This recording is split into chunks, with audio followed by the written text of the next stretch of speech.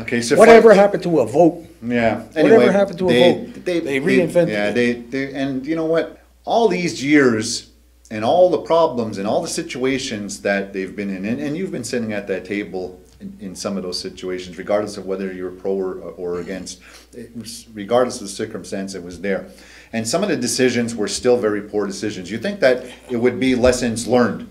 In your situation, come on, you do it once and then you do it again, and how many times? I mean, eventually, what did they expect? I mean, you beat a dog into a corner. Eventually, he's going to bite you. And I think they go with the odds. I think they go with the odds because majority of people back away and just say, okay, well, I'm going to do this. It doesn't happen anymore. I mean, I'm not one of those people that back to the wall. I mean, I come back regardless, and so do you. But we're here now, and now they get to this judgment. How did the last part of that go? I mean, obviously it's been going on for a couple of months, but how did you get down to, okay, these are the items now, these 5 pages of agreement, put the monetary thing aside, everything else in that contents or the document, how did you come to the final and say, okay, well, we all agree to this? How we got there was me. How long am I going to fight this war of attrition? My creditors, I got my house up for sale. I put my store up for sale. People loaned me money against the house as collateral and the store, and I had to pay them back. If I didn't pay them back, then I would lose the store, I would lose my house. Well, the community should have been more out there. In the past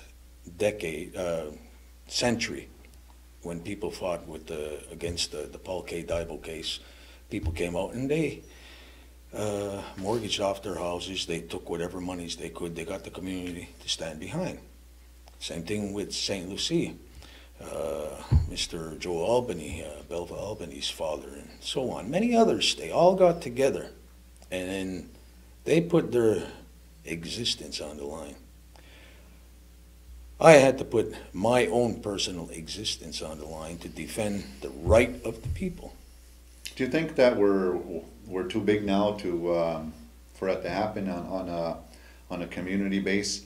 It's, you know, and go let's go back. I mean, as much as the support you had, and I said this on the last show with you, there was still a lot of people saying, you know, he deserved what he got. He shouldn't be here, and that's it. You know, why am I going now? Now the community has to pay $100 and some $1,000 to him.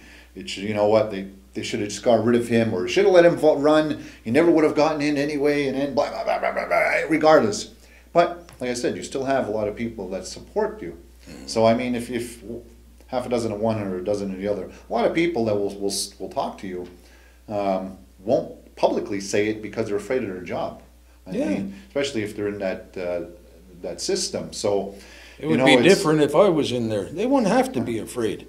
Everybody is entitled to that right to their opinion, even if you have to beat it out of them. But don't beat it into them. But you know, I think, you know, it's unfortunate that the Mohawk Council systems has had that us against them for quite a few years now, and some of the, you know, even the first time, Mike DeLille in a meeting said, well, yes, he can always sue us, you know, opposed to saying, well, how can we mediate? This was the first time there was a press conference at the council, and he had said that, and they're like, come on now, that's like an old regime type of a thing. You don't like it, line up, sue me. That doesn't make sense. You know, let's work this out. And at the end of the day, look, they come to agreements, but at the beginning, you should be trying to do that. You know, and I don't think that I think that he was just saying it as an option to do, but regardless, it was still that thinking of the old council, line up and you know, sue me. But it's, you know, I don't think that should get to that.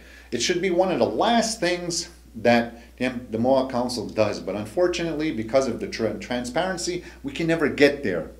We're going to take a break, and we're going to come back and discuss some of the clauses in here and some of the, I guess, decisions or some of the agreements that you had come to, which surprised me a little bit.